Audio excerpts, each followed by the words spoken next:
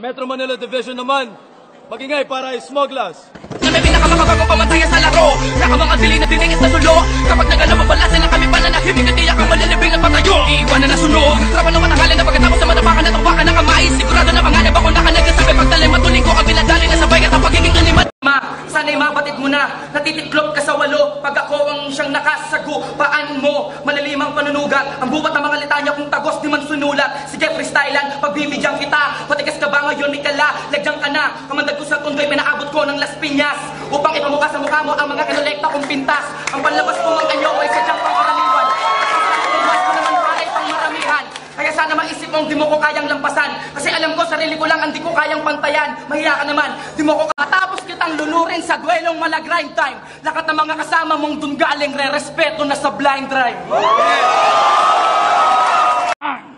Kaya kaibigan, kamusta? Ba't mo naibigang matusta? Sa pag-aapoy ko, ang pag-aabol mo dito sa karir mo sa loob ng liga ay tapos na. In short, this moment isn't yours kahit lagyan mo na magandang intro sa laban. Ngayon mo malalamang ako lang ang may alam, magpaalam ng kakalamang kasalanang di mo nalaman.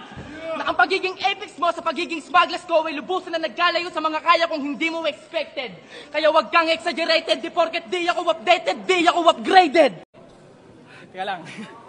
Sa ilong mo lang ako pwedeng tamaan, pero di ang puruan, tandaan mo, masagot to. Kung tingin mo nga yakon lakat ng mga naabot ko, naabot mo, dalawang makamata mo, paggamot mo. Dahil di ka pwede na maging smugglers kahit palakat ng mga taga-tundoy, pumabor sa'yo bigla. Dahil kahit pa na parehas at iisa lang tayo ng ginagalawan ng mundoy, may Ecuador tayo sa gitna. Ang hirap ng hirap, mga matang kinatarata ng sarap, mga tenga na laging lasap, mga sarkastikong papuri na mga panggap karap. Noon naging maluwag ang flip-top sa mga mapagmarunong, ngayong napunon at sumikip, hindi ka nakasya. Kaya kapag sinali binienigma, lakat ng taga-flip-top, hindi ka kasama. Itutuwid ko lang yung maling kamalian mo sa panghusga ng ilong ko. Hindi malaki itong ilong ko, sadyang maliit ang yung ilong mo.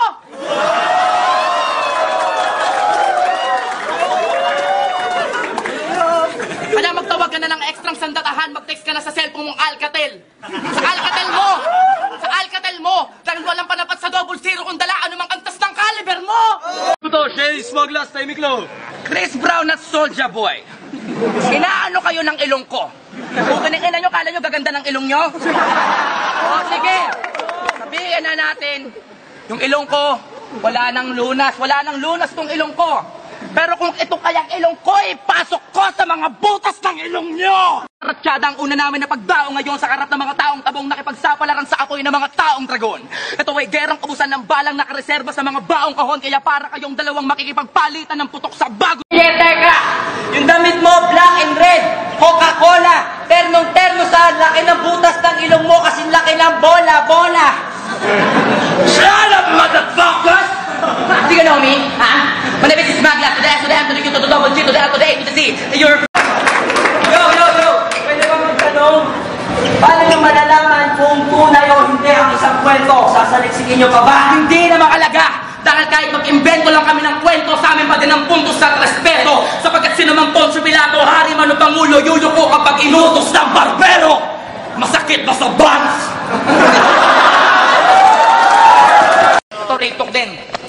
Naalala ko dati, pauwi kami galing sa Baguio. Galing gig. Sabi kami neto na tae.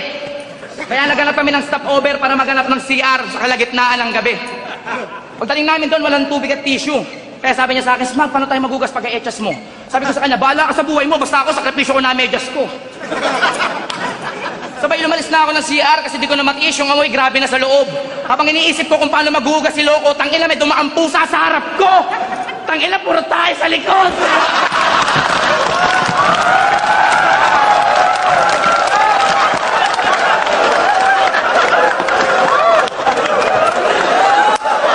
Alam mo, balay ba? Balay? At least kahit corny, masakit. Oo, masakit kasi malaking sampal sa iyong pamukha na di lahat ng pogi, mabait. Brrrr!